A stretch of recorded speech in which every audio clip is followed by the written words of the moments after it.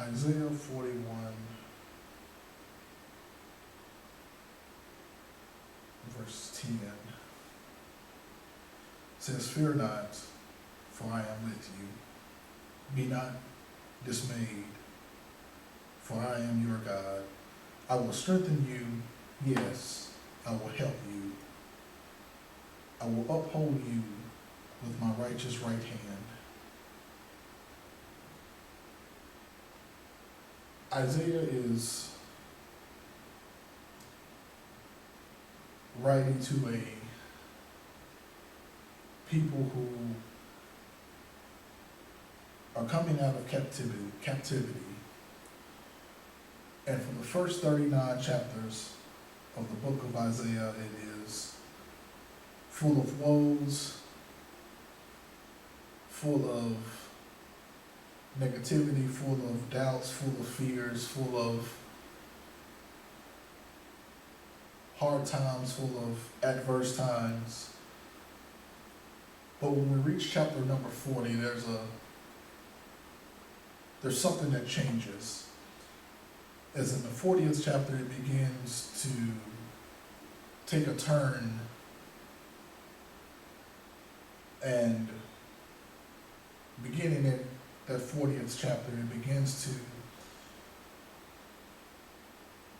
Isaiah begins to be positive.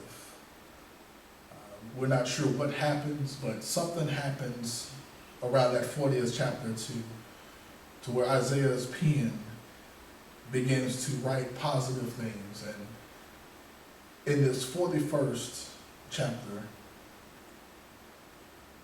and around the 8th verse, God begins to speak some things to him. And he begins to tell Israel that you are my servant and I have chosen you. He says that not only are you the descendants of Abraham, but Abraham was my friend. And as we begin to look at what God is saying, and God is saying that He has chosen you. And out of everything and everyone, and even out of all of your mistakes, out of all of our mishaps, all of our failures, that God has chosen us. But then in this 10th verse, he says, "Fear not, for I am with you." This word fear is defined and described as to simply be afraid. And it's also the word that is used to reverence God. So it's, as we know that the Bible says, the fear of the Lord is the beginning of wisdom. That word fear is also the same word. But God does not want us to be afraid of Him. It's to reverence Him, to respect Him, to honor Him, and to have so much love for Him that we obey Him even when it's hard. But He is saying here, fear not, do not be afraid.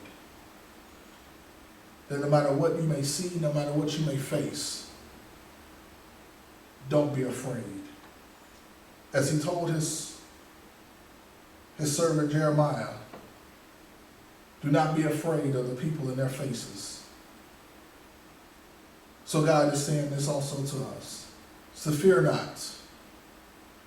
Do not be afraid no matter what happens, no matter what comes about, no matter what you may face, no matter the news that we may see. He says, fear not. And here's the reason why God does not want us to fear. He says, because look at the promises that are in this verse. He says, fear not. Why? Because I am with you. This is a very profound statement because God is saying that I am with you. Look at the tension in the text. That God is saying, this is the creator of the universe. This is the one who walks on water. This is the one who heals your body. This is the one who spoke and everything was. That he is saying that I am with you. This is the one who was with Abraham. This is the one who was with Isaac. This is the one who was with Jacob in the midnight hour. This is the one who was with Moses. The same one that was with Moses is the same one that was with Joshua. And he is saying that just as I was with them, I will be with you also. Notice that he does not give any time frames or characteristics, but it's I will be with you. I will be with you in the good times. I'm with you in the bad times. I'm with you when the sun is shining, and I'm with you in the midnight hour. I'm with you when there's a smile on your face, and I'm with you when there's tears rolling down your eyes. Fear not, for I am with you. He says, be not dismayed. And as I was looking at this, the difference between fear not and being dismayed is fear is just simply being afraid, but being dismayed is more of a bewilderment and a sense of overwhelmingness. And so God is saying not only for us not to fear, not to be afraid because he is with us, nor does he says for us not even to be overwhelmed. He says, because I am your God. Now this is a grand statement, considering the fact that the children of Israel would always run after another god, another idol, whenever they came into a camp, and whenever things seemed to be going well, that they would always find something to replace the God of their salvation. But God is saying, I know that times are hard right now. I know you may be feeling overwhelmed. He says, but don't worry about any of that, because I am your God. I am the God who was with you then, and I am the God that will be with you now. He says, for I am your God. Notice the personal pronoun your. I'm not just a God. I'm not just their God, but I'm your God. I'm the same God that was with Abraham, Isaac, and Jacob. And just like I was their God, I will be your God also. There's nothing too small that I can't handle, and there's nothing too large that's out of my reach. I am your God. Be not dismayed. Do not be overwhelmed. Do not feel like the weight of the world is on your shoulders, because you can't handle it. But I, being your God, can. Just know that everything that you're going through, everything that you may face, I ordained it and I designed it. Not to take you out, but to force you to look at me and to know that I am your God. He says that not only am I with you, not only am I your God, but look at what I will do for you. He says, I will strengthen you. This is another good promise, because this tells us that we can't do this and we can't fight this battle in our own strength. Know that we will come up against some things that we're not strong enough to handle, that we're not strong enough to face, that we're not strong enough to fight. I know that we may feel that we're strong enough to handle some things, and we can tell God that we don't need your help with this one, but God says that I will strengthen you. Even the things that you think that you are strong enough to handle, it's not you that's doing it, it's me strengthening you. It's me giving you the strength that you need to continue to go on and on day by day. It's me that is upholding you. It's me that's giving you everything that you need. I will strengthen you. God says that it's me that's going to give you the strength that you need. Don't lean on anything else. Don't lean on anyone else. Don't lean on your own intelligence. Don't lean on the degrees that you have. Don't lean on your past and prior experiences, because I am the one who will give you the strength that you need. As the old song says, leaning on the everlasting arms, that I will lean on the arms that gives me strength. I will lean on the arms that will uphold me. I will lean on the arms that will raise me up. I will lean on the arms that will bend down to pick me up. I will lean on that strength. And just know that God's strength is a different kind of strength. Because as we get tired at times and we get weary at times, the arms of the Lord never get tired, and the arms of the Lord never grow weary. Not only do we see the strength of the Lord, but we also see that there's nothing that the strength of the Lord can't handle. There's no place that the strength of the Lord can't dig you out of. And that there's no place that the strength of the Lord can't pull you down from. He says that I will strengthen you. That just know in these hard times and these rough times that it may seem like that things are going against you, just know that the only thing you have to do is to keep on going. And because God says that I am with you and that I'm your God and I will strengthen you. He says, yes, I will help you. Now, isn't it funny that God prefaced this with the answer before the question is even asked? That in our time of need, in our time of struggle, in our time of everything that we're asking for, that God, even before we ask the question, He says, yes, I will help you.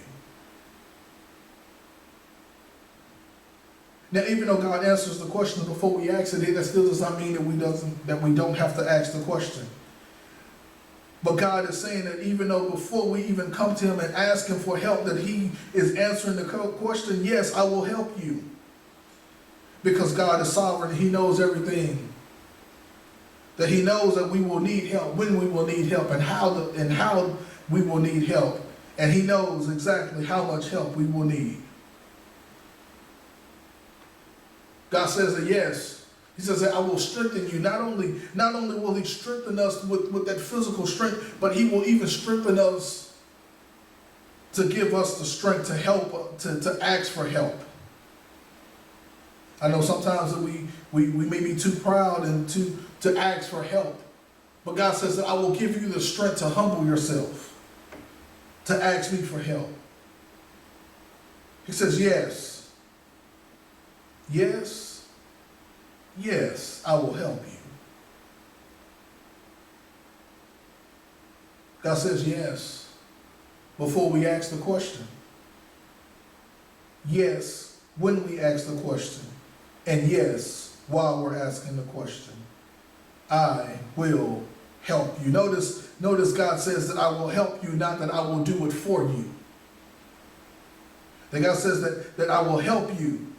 And normally when someone is giving you help, it's because you are also trying to do whatever it is that you're trying to do. And sometimes you just need a little push and you just need a little help along the way. That's what God is saying. God is saying that I'm not going to come down and do everything for you. But just know, as you're running this race, as you're walking this walk, as you're trying to do what I've asked you to do, that sometimes you will fall out of your strength, and that's when I will be right there to pick you up, to help you. Yes, that sometimes when you're on this road of life, that you may get tired, you may get weak, you may feel alone, and it's in those moments that I will help you. It's times when it's seemingly you're doing everything right. And it seems as if there is no fruits of your labor. And when those times become to get frustrating, that's when I will help you. He says, yes, I will help you. Yes, I will help you when it seems like everyone else has turned their back on you and are back against you. Yes, I will help you. When it seems like when it seems like all of the friends that you've had are no longer able to be found, yes, I will help you. When it seems like you've tried all that you can do, when you've given your last measure of strength and effort, that yes, I will help you. That not only will I help you, he says, yes, I will help you. That when you can't go anymore and can't go any longer, I will help you. And this phrase, I will help you, it bears to mind that someone who was coming alongside and rendering help and aid.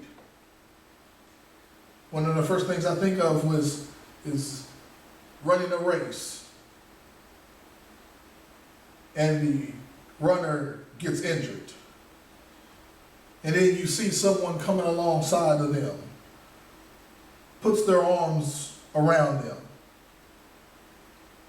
and helps them to the finish line. Not telling them to sit down, I'll take over the race for you, but use my strength, and we'll make it together. That's what God is saying is that I will help you. You can't do this on your own. So here, use my strength. Here is my strength, and we will walk this walk together. We will go this journey together. We will talk this talk together because I am helping you. Lastly, we see that God says that I will uphold you with my righteous right hand.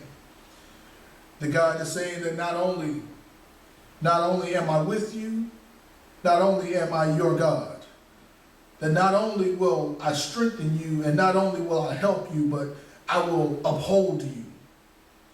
When the ground that you seem to be standing on seems to get very weak, I will uphold you.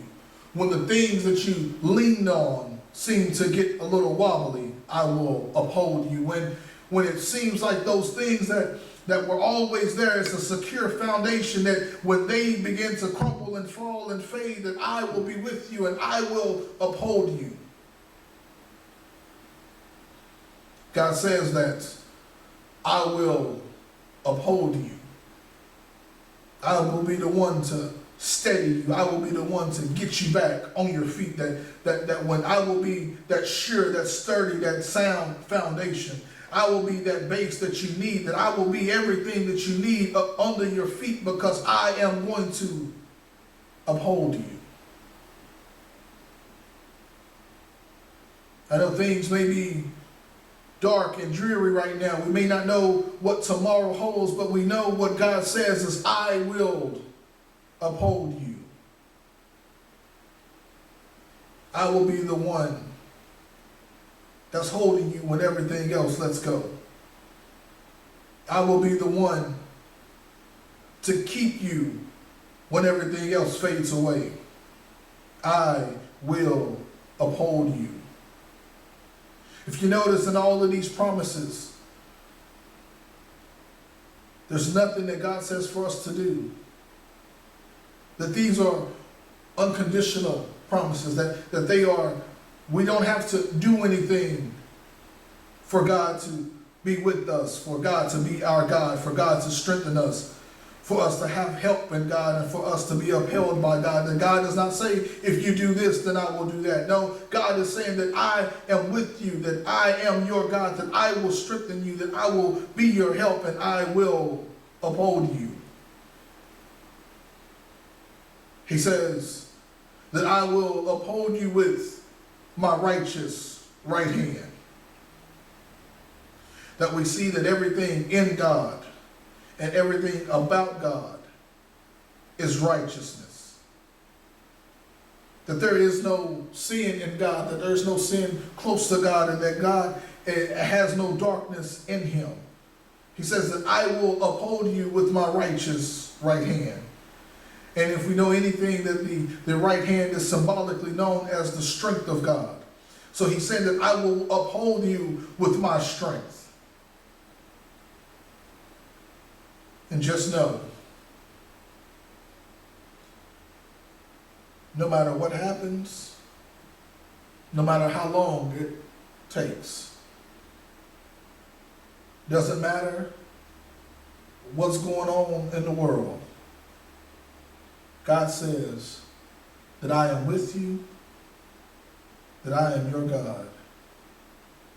I will strengthen you, I will help you, and I will uphold you. God bless.